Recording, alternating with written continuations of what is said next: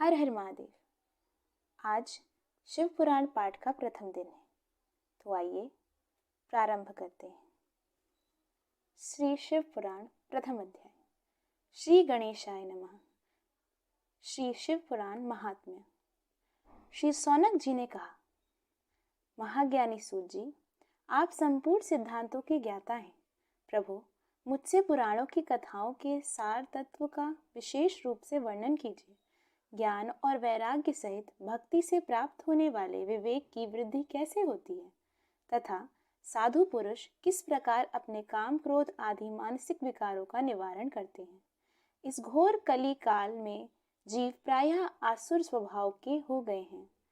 उस जीव समुदाय को शुद्ध दैवी संपत्ति से युक्त बनाने के लिए सर्वश्रेष्ठ उपाय क्या है? आप इस समय मुझे ऐसा कोई शाश्वत साधन बताइए जो कल्याणकारी वस्तुओं में भी सबसे उत्कृष्ट एवं परम मंगलकारी हो, अतः पवित्र करने वाले उपायों में भी सर्वोत्तम पवित्र कारक उपाय हो। तात वह साधन ऐसा हो जिसके अनुष्ठान से शीघ्र ही अंतःकरण की विशेष शुद्धि हो जाए तथा उसमें निर्मल चित्त वाले पुरुष को सदा के लिए शिव की प्राप्ति हो जाए। श्री सूत जी ने कहा, मुनि श्रेष्ठ सौनक, तुम धन्य हो, क्योंकि तुम्हारे हृदय में पुराण कथा सुनने का विशेष प्रेम एवं लालसा है। इसलिए मैं शुद्ध बुद्धि से विचार कर तुमसे परम उत्तम शास्त्र का वर्णन करता हूँ। वत्स, वह संपूर्ण शास्त्रों के सिद्धांत से संपन्न, भक्ति आदि को बढ़ाने वाला तथा भगवान शिव को संतुष्ट करने वाला है। कानों के लिए रसायन, अमृत स्वरूप तथा दिव्य है। तुम उसे श्रवण करो। मुने, वह परम उत्तम शास्त्र है शिव पुराण, जिसका पूर्व काल में भगवान शिव ने ही प्रवचन किया था। यह काल रूपी सर्प से प्राप्त होने वाले महान त्रास का विनाश करने वाला उत्तम साधन है। गुरुदेव व्यास ने सनत कुमार मुनि का उपदेश पाकर बड़े आदर से संक्षेप में ही इस पुराण का प्रतिपादन किया है। इस पुराण के प्रणयन का उद्देश्य है कलयुग में उत्पन्न होने वाले मनुष्यों के परम हित का साधन। यह शिव पुराण परम उत्तम शास्त्र है। इसे इस भूतल पर भगवान शिव का वामांग्य स्वरूप समझना चाहिए और सब प्रकार से इसका सेवन करना चाहिए। इसका पठन और श्रवण सर्व साधन रूप है। इससे शिव भक्ति पाकर श्रेष्ठतम स्थिति में पहुंचा हुआ मनुष्य शीघ्र ही शिव पद को प्राप्त कर लेता है। इसलिए संपूर्ण यत्न करके मनुष्यों ने इस पुराण को पढ़ने की इच्छा की है अथवा इसके अध्ययन को अभीष्ट साधन माना है। इसी तरह इसका प्रेम पूर्वक श्रवण भी संपूर्ण मनोवांछित फलों को देने वाला है। भगवान शिव के इस पुराण को सुनने से मनुष्य सब पापों से मुक्त हो जाता है तथा इस जीवन में बड़े बड़े उत्कृष्ट भोगों का उपभोग करके अंत में शिवलोक को प्राप्त कर लेता है।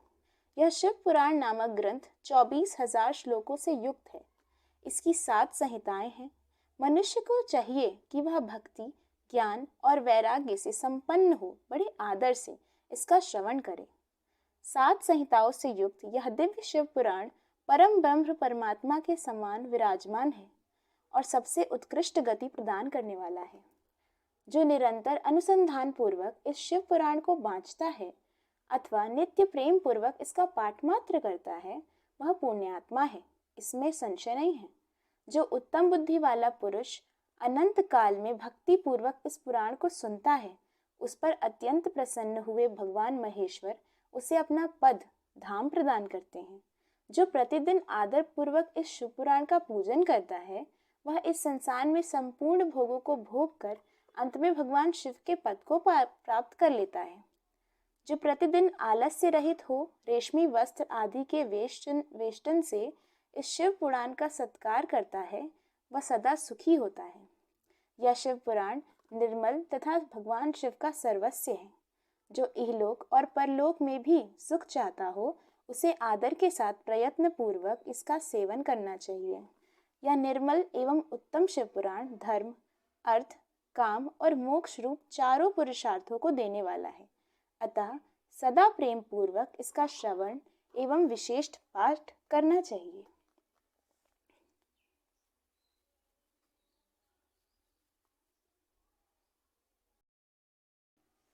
हर हर महादेव। आज हम दूसरे और तीसरे अध्याय का पाठ करेंगे, तो आइए प्रारंभ करते हैं। शिव पुराण के श्रवण से देवराज को शिवलोक की प्राप्ति तथा चंचुला का पाप से भय एवं संसार से वैराग्य। श्री सौनक जी ने कहा, महाभाग सूत जी, आप धन्य हैं, परमार्थ तत्व के ज्ञाता हैं। आपने कृपा करके हम लोगों को यह बड़ी अद्भुत एवं दिव्य कथा सुनाई है।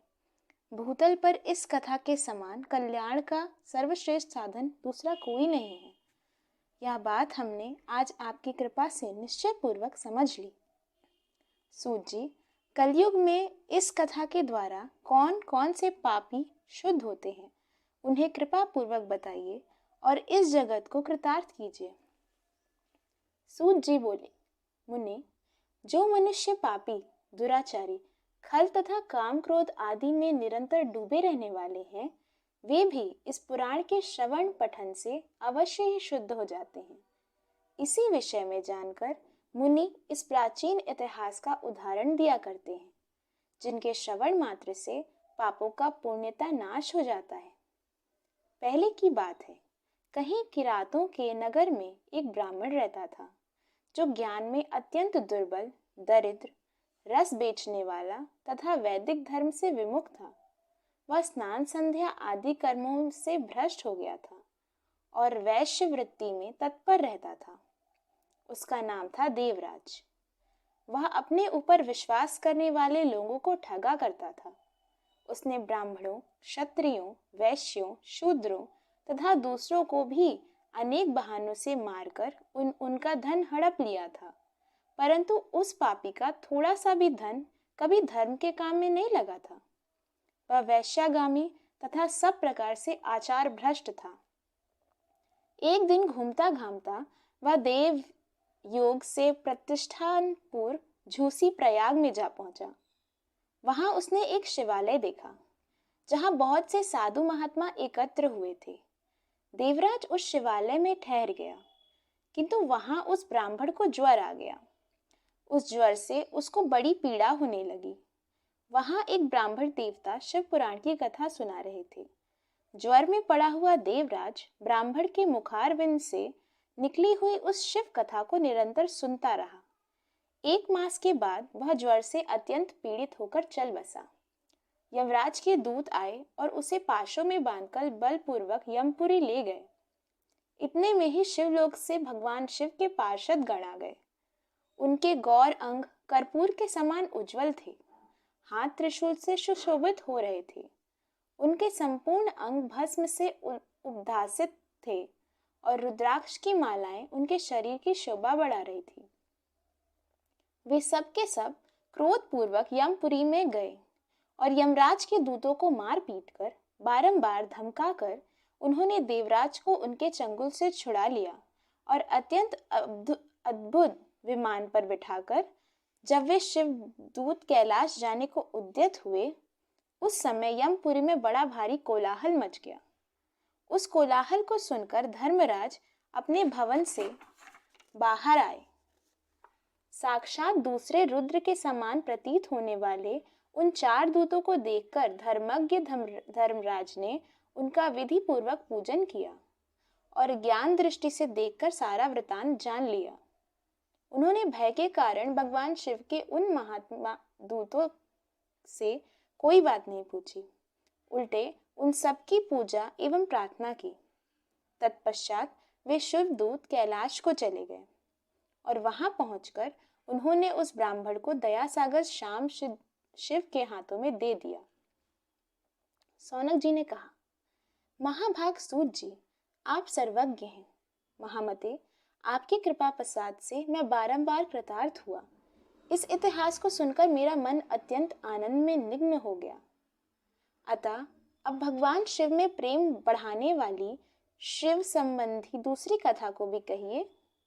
श्री सूत जी बोले, शौनक, सुनो, मैं तुम्हारे सामने गोपनीय कथा वस्तु का भी वर्णन करूंगा, क्योंकि तुम शिव भक्तों में अग्रण्य तथा वेद वेदाताओं में श्रेष्ठ हो। समुद्र के निकटवर्ती प्रदेश में एक वाशकल नामक ग्राम है। जहाँ वैदिक धर्म से विमुख महापापी द्विज निवास करते हैं। वे सबके सब बड़े दुष्ट हैं। उनका मन दूषित विषय भोगों में ही लगा रहता है। वे ना देवताओं पर विश्वास करते हैं, ना भाग्य पर। वे सभी कुटिल वृत्ति वाले हैं। किसानी करते और भली भांति के घातक अस्त्र शस्त्र रखते हैं। वे व्यभिचारी और खल हैं। ज्ञान, वैराग्य तथा सद्धर्म का सेवन ही मनुष्य के लिए परम पुरुषार्थ है, इस बात को वे बिल्कुल नहीं जानते हैं। वे सभी पशु बुद्धि वाले हैं। जहाँ के द्विज ऐसे हों, वहाँ के अन्य वर्णों के विषय में क्या कहा जाए। अन्य वर्णों के लोग भी उन्हीं की भांति कुत्सित विचार रखने वाले, स्वधर्म विमुख एवं खल हैं। वे सदा कुकर्म में लगे रहते और नित्य विषय भोगों में ही डूबे रहते हैं। वहाँ की सब स्त्रियां भी कुटिल स्वभाव की हैं, स्वेच्छाचारिणी, पापासक्त, कुत्सित विचार वाली और व्यभिचारिणी हैं। वे सद्व्यवहार तथा सदाचार से सर्वथा शून्य हैं। इस प्रकार वह दुष्टों का ही निवास है। उस वाशकल नामक ग्राम में किसी समय एक बिंदुक नामधारी ब्राह्मण रहता था। वह बड़ा अधम था, दुरात्मा और महापापी था। यद्यपि उसकी स्त्री बड़ी सुंदरी थी, तो भी वह कुमार्ग पर ही चलता था। उसकी पत्नी का नाम चंचुला था। वह सदा उत्तम धर्म के पालन में लगी रहती थी, तो भी उसे छोड़कर वह दुष्ट ब्राह्मण वैश्यागामी हो गया था। इस तरह कुकर्म में लगे हुए उस बिंदुक के बहुत वर्ष व्यतीत हो गए। उसकी स्त्री चंचुला काम से पीड़ित होने पर भी स्वधर्म नाश के भय से क्लेश सहकर भी दीर्घ काल तक धर्म से भ्रष्ट नहीं हुई, परंतु दुराचारी पति के आचरण से प्रभावित हो आगे चलकर वह स्त्री भी दुराचारिणी हो गई। इस तरह दुराचार में डूबे हुए उन मूढ़ चित्त वाले पति पत्नी का बहुत सा समय व्यर्थ बीत गया। तदंतर शूद्र जातीय वैश्या का पति बना हुआ वह दूषित बुद्धि वाला दुष्ट ब्राह्मण बिंदुक समयानुसार मृत्यु को प्राप्त हो नरक में जा पड़ा। बहुत दिनों तक नरक के दुख भोग कर वह मूढ़ बुद्धि पापी विंध्य पर्वत पर भयंकर पिशाच हुआ। इधर उस दुराचारी पति बिंदुक के मर जाने पर मूढ़ हृदया चंचुला बहुत समय तक पुत्रों के साथ अपने घर में ही रही। एक दिन दैव योग से किसी पुण्य पर्व के आने पर वह स्त्री भाई बंधुओं के साथ गोकर्ण क्षेत्र में गई। तीर्थयात्रियों के संग से उसने भी उस समय जाकर किसी तीर्थ के जल में स्नान किया। फिर वह साधारणतया मेला देखने की दृष्टि से बंधुजनों के साथ यत्र तत्र घूमने लगी। घूमते घामते किसी देव मंदिर में गई और वहां उसने एक दैवज्ञ ब्राह्मण के मुख से भगवान शिव की परम पवित्र एवं मंगलकारिणी उत्तम पौराणिक कथा सुनी। कथावाचक ब्राह्मण कह रहे थे कि जो स्त्रियां पर पुरुष के साथ व्यभिचार करती हैं, वे मरने के बाद जब यमलोक में जाती हैं, तब यमराज के दूत उनकी योनि में तपे हुए लोहे का परिघ डालते हैं। पौराणिक ब्राह्मण के मुख से यह वैराग्य बढ़ाने वाली कथा सुनकर चंचुला भय से व्याकुल हो कांपने लगी। जब कथा समाप्त हुई और सुनने वाले सब लोग वहां से बाहर चले गए, तब वह भयभीत नारी एकांत में शिव पुराण की कथा बाँचने वाले उन ब्राह्मण देवता से बोली। चंचुला ने कहा, ब्राह्मण, मैं आपके धर्म को नहीं जानती थी, मैं अपने धर्म को नहीं जानती थी, इसलिए मेरे द्वारा बड़ा दुराचार हुआ है। स्वामिन, मेरे ऊपर अनुपम कृपा करके आप मेरा उद्धार कीजिए। आज आपके वैराग्य रस से ओतप्रोत इस प्रवचन को सुनकर मुझे बड़ा भय लग रहा है। मैं कांप उठी हूँ और मुझे इस संसार से वैराग्य हो गया है। मुझ मूढ़ चित्त वाली पापिनी को धिक्कार है। मैं सर्वथा निंदा के योग्य हूँ। कुत्सित विषयों में फंसी हुई हूँ और अपने धर्म से विमुख हो गई हूँ।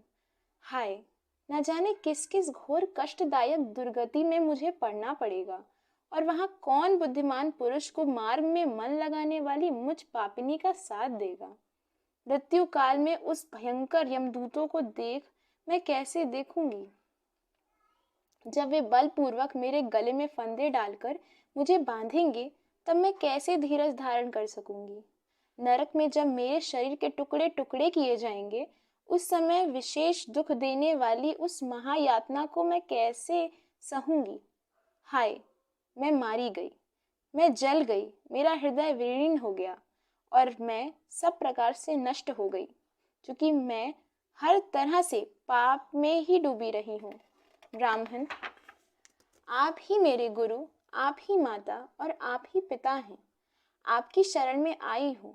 मुझ दीन अबला का आप ही उद्धार कीजिए, उद्धार कीजिए। सूत जी कहते हैं, शौनक, इस प्रकार खेद और वैराग से युक्त हुई चंचला ब्राह्मण देवता के दोनों चरणों में गिर पड़ी। तब उन बुद्धिमान ब्राह्मण ने कृपा पूर्वक उसे उठाया और इस प्रकार कहा। दूसरा और तीसरा अध्याय संपूर्ण। हर हर महादेव। हर हर महादेव। आज हम चौथे अध्याय का पाठ करेंगे, तो आइए प्रारंभ करते हैं। चंचला की प्रार्थना से ब्राह्मण का उसे पूरा शिव पुराण सुनाना और समय अनुसार शरीर छोड़कर शिवलोक में जा चंचला का पार्वती जी की सखी एवं सुखी होना। ब्राह्मण बोले, नारी, सौभाग्य की बात है कि भगवान शंकर की कृपा से शिव पुराण की इस वैराग्य युक्त कथा को सुनकर तुम्हें समय पर चेत हो गया है। ब्राह्मण पत्नी, तुम डरो मत, भगवान शिव की शरण में जाओ। शिव की कृपा से सारा पाप तत्काल नष्ट हो जाता है।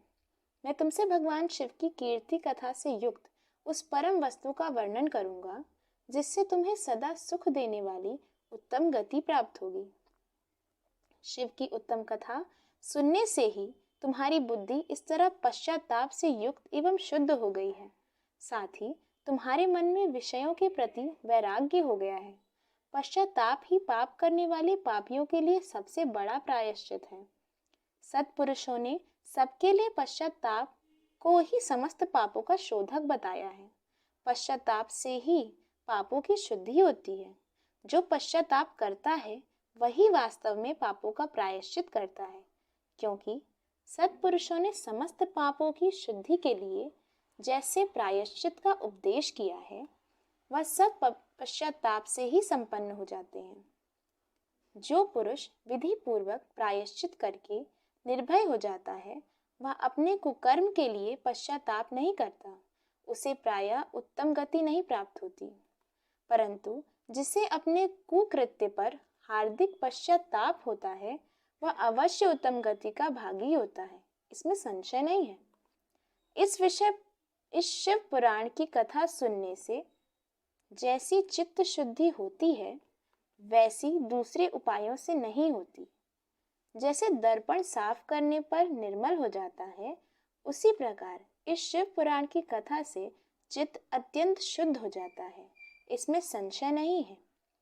मनुष्यों के शुद्ध चित्त में जगदम्बा पार्वती सहित भगवान शिव विराजमान रहते हैं। इससे वह विशुद्ध आत्मा पुरुष श्री सांब सदाशिव के पद को प्राप्त होता है। उत्तम कथा का श्रवण समस्त मनुष्यों के लिए कल्याण का बीज है। अतः यथोचित शास्त्रोक्त मार्ग से इसकी आराधना अथवा सेवा करनी चाहिए। यह भव बंधन रूपी रोग का नाश करने वाली है। भगवान शिव की कथा को सुनकर फिर अपने हृदय में उसका मनन एवं निध्यासन करना चाहिए। इससे पूर्णतः चित्त शुद्धि हो जाती है।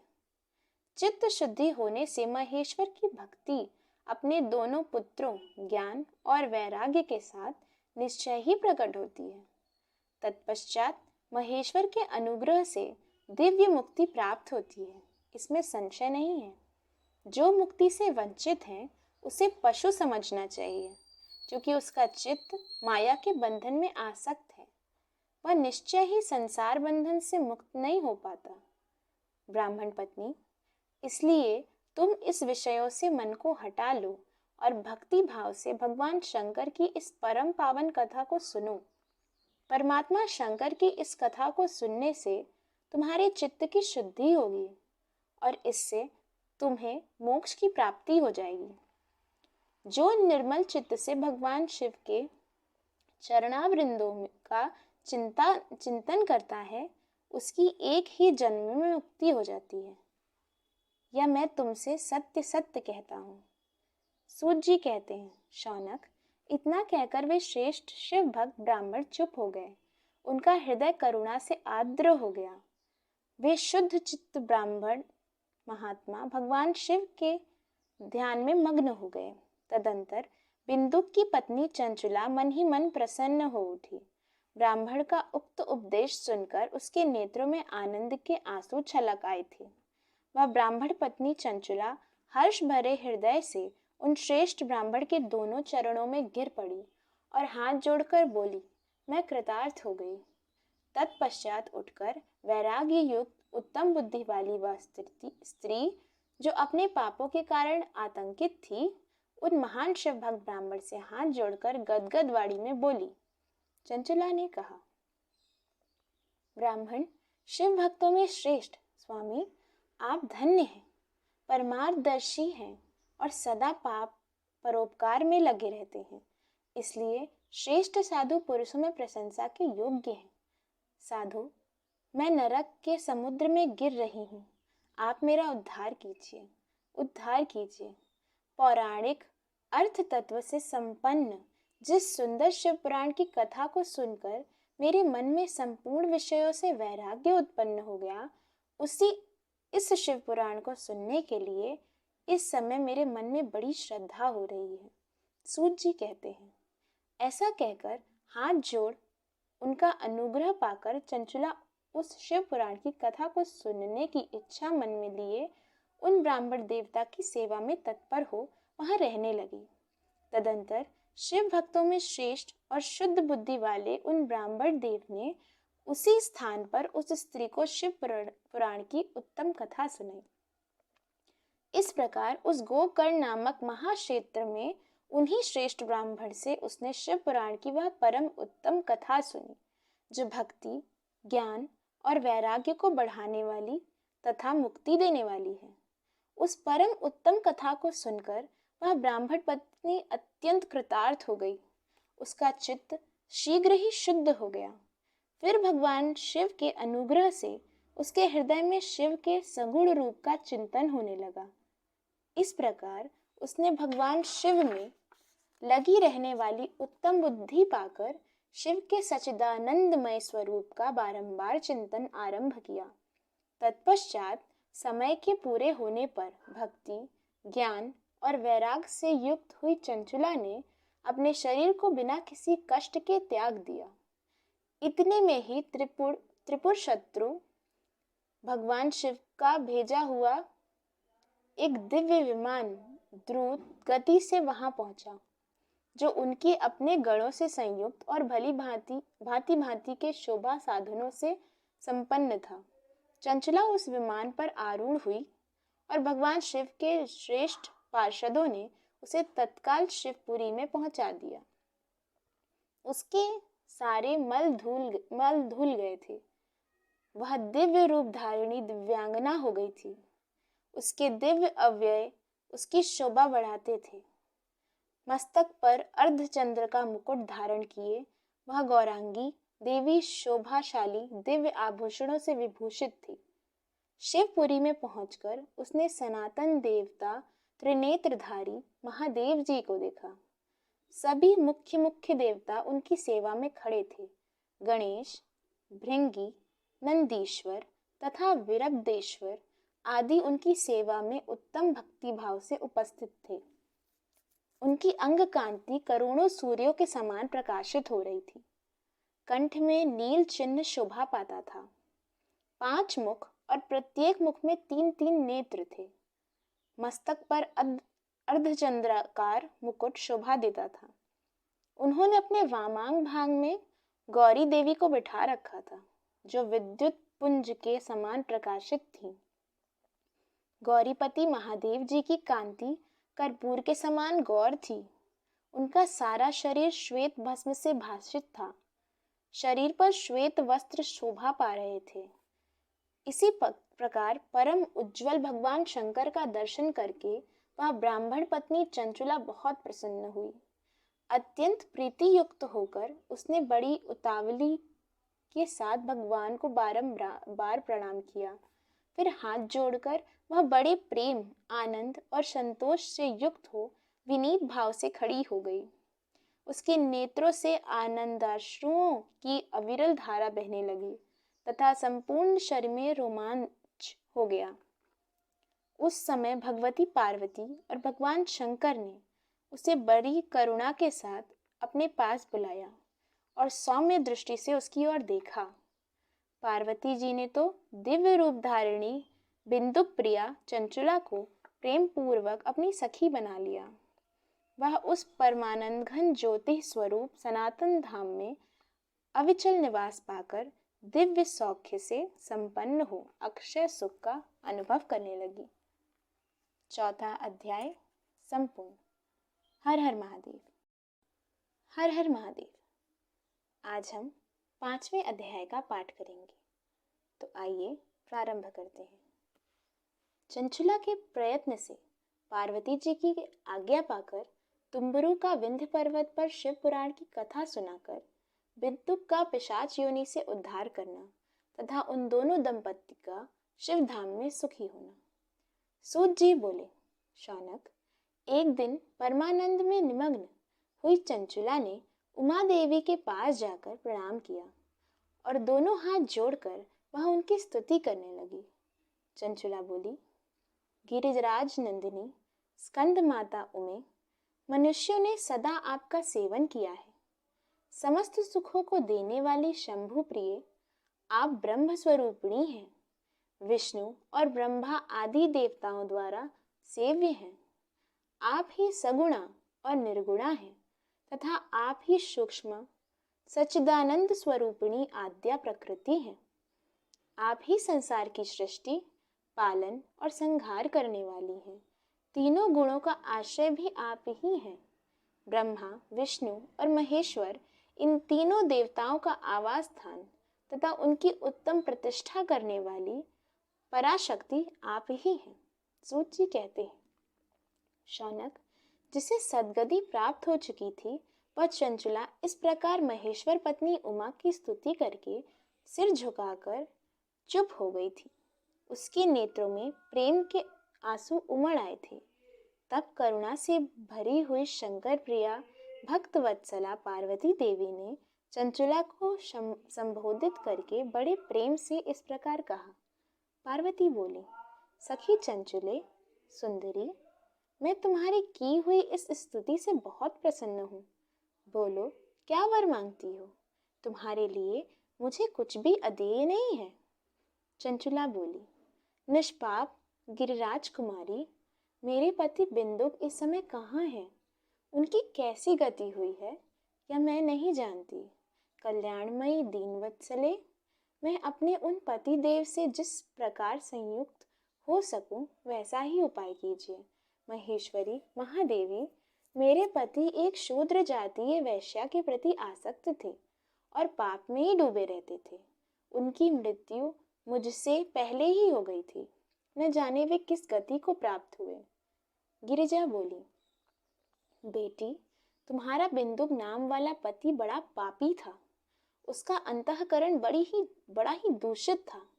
वैश्या का उपभोग करने वाला वह महामूढ़ मरने के बाद नरक में पड़ा अगणित वर्षों तक नरक में नाना प्रकार के दुख भोग कर वह पापात्मा अपने शेष पाप को भोगने के लिए विंध्य पर्वत पर पिशाच हुआ है। इस समय वह पिशाच अवस्था में ही है और नाना प्रकार के क्लेश उठा रहा है। वह दुष्ट वही वायु पीकर रहता है और सदा सब प्रकार के कष्ट सहता है। सूत जी कहते हैं, शौनक, गौरी देवी की यह बात सुनकर उत्तम व्रत का पालन करने वाली चंचुला उस समय पति के महान दुख से दुखी हो गई।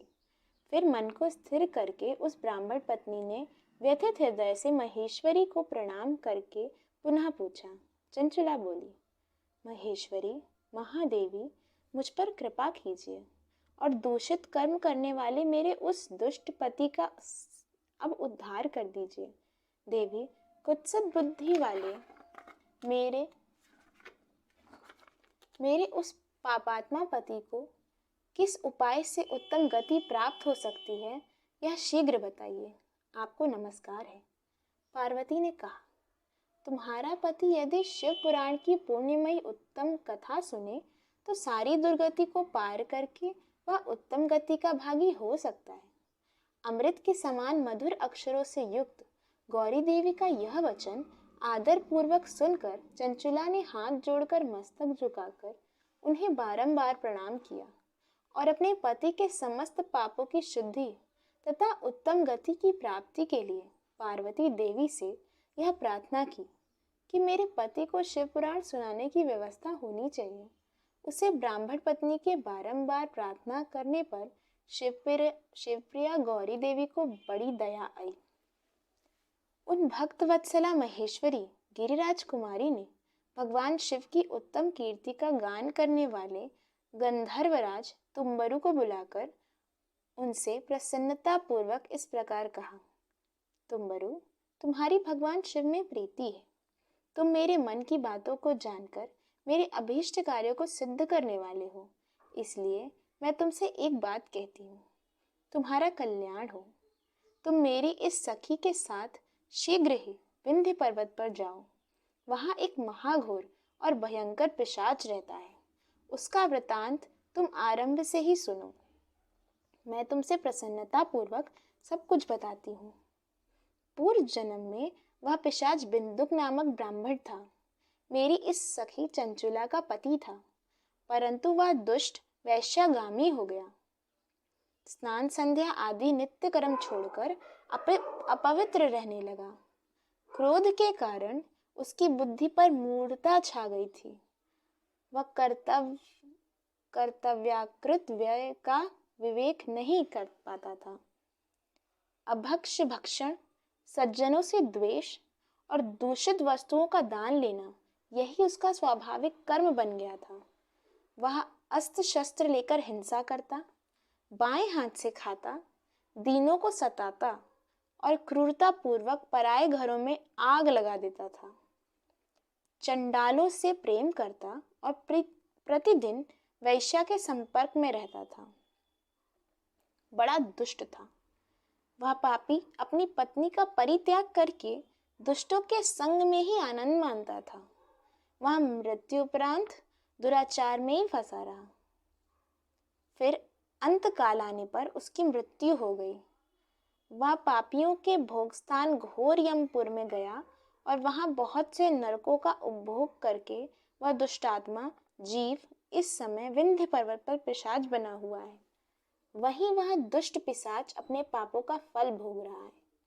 तुम उसके आगे यत्न पूर्वक शिव पुराण की उस दिव्य कथा का प्रवचन करो, जो परम पुण्यमयी तथा समस्त पापों का नाश करने वाली है। शिव पुराण की कथा श्रवण सबसे उत्कृष्ट पुण्य कर्म है। उससे उसका हृदय शीघ्र ही समस्त पापों से शुद्ध हो जाएगा और वह प्रेत योनि का परित्याग कर देगा। उस दुर्गति से मुक्त होने पर बिंदुक नामक पिशाच को मेरी आज्ञा से विमान पर बिठाकर तुम भगवान शिव के समीप ले आओ। सूत जी कहते हैं, शौनक, महेश्वरी उमा के इस प्रकार आदेश देने पर गंधर्वराज तुम्बरु मन ही मन बड़े प्रसन्न हुए। उन्होंने अपने भाग्य की सराहना की। तत्पश्चात उस पिशाच की सती साध्वी पत्नी चंचुला के साथ विमान पर बैठकर नारद के प्रिय मित्र तुम्बरु वेग पूर्वक विंध्याचल पर्वत पर गए, जहां वह पिशाच रहता था। वहां उन्होंने उस पिशाच को देखा। उसका शरीर विशाल था, ठोड़ी बहुत बड़ी थी। वह कभी हंसता, कभी रोता और कभी उछलता था। उसकी आकृति बड़ी विकराल थी। भगवान शिव की उत्तम कीर्ति का गान करने वाले महाबली तुम्बरु ने उस अत्यंत भयंकर पिशाच को पाशों द्वारा बांध लिया। तदंतर तुम्बरु ने शिव पुराण की कथा बाँचने का निश्चय करके महोत्सव युक्त स्थान और मंडप आदि की रचना की। इतने में ही संपूर्ण लोकों में बड़े वेग से यह प्रचार हो गया कि देवी पार्वती की आज्ञा से एक पिशाच का उद्धार करने के उद्देश्य से शिव पुराण की उत्तम कथा सुनाने के लिए तुम्बरु विंध्य पर्वत पर गए हैं। फिर तो उस कथा को सुनने के लोभ से बहुत से देवर्षि भी शीघ्र ही वहां पहुंचे। आदर पूर्वक शिव पुराण सुनने के लिए आए हुए लोगों का उस पर्वत पर बड़ा अद्भुत और कल्याणकारी समाज जुट गया। फिर तुम्बुरु ने उस पिशाच को पाशों से बांधकर आसन पर बिठाया और हाथ में वीणा लेकर गौरीपति की कथा का गान आरंभ किया। पहली अर्थात विद्येश्वर संहिता से लेकर 7वीं वायु संहिता तक महात्म्य सहित शिव पुराण की कथा का उन्होंने स्पष्ट वर्णन किया। सातों संहिताओं सहित शिव पुराण का आदर पूर्वक श्रवण करके वे सभी श्रोता पूर्णता कृतार्थ हो गए। उस परम पुण्यमय शिव पुराण को सुनकर उस पिशाच ने अपने सारे पापों को धोकर उस पैशाचिक शरीर को त्याग दिया। फिर तो शीघ्र ही उसका रूप दिव्य हो गया। अंग कांति गौर्ण वर्ण की हो गई। शरीर पर श्वेत वस्त्र तथा सब प्रकार के पुरुषोचित आभूषण उसके अंगों को उद्भासित करने लगे। वह त्रिनेत्रधारी चंद्रशेखर रूप हो गया। इस प्रकार दिव्य देहधारी होकर श्रीमान बंदुक अपनी प्राण वल्लभा चंचुला के साथ स्वयं भी पार्वती वल्लभ भगवान शिव का गुणगान करने लगा। उसकी स्त्री को इस प्रकार दिव्य रूप से शोभित देख वे सभी देवर्षि बड़े विस्मित हुए। उनका चित्त परमानंद से परिपूर्ण हो गया। भगवान महेश्वर का वह अद्भुत चरित्र सुनकर वे सभी श्रोता परम कृतार्थ हो प्रेम पूर्वक श्री शिव का यशोगान करते हुए अपने अपने धाम को चले गए। दिव्य रूपधारी श्रीमान बिंदुक भी सुंदर विमान पर अपनी प्रियतमा के पास बैठकर सुखपूर्वक आकाश में स्थित हो बड़ी शोभा पाने लगा। तदंतर महेश्वर के सुंदर एवं मनोहर गुणों का गान करता हुआ वह अपनी प्रियतमा तथा तुम्बुरु के साथ शीघ्र ही शिवधाम में जा पहुंचा। वहां भगवान महेश्वर तथा पार्वती देवी ने प्रसन्नता पूर्वक बिंदु का बड़ा सत्कार किया और उसे अपना पार्षद बना लिया। उसकी पत्नी चंचुला पार्वती की सखी हो गई। उस घनीभूत ज्योति स्वरूप परमानंदमय सनातन धाम में अविचल निवास पाकर वे दोनों दंपत्ति परम सुखी हो गए। 5वां अध्याय संपूर्ण। हर हर महादेव।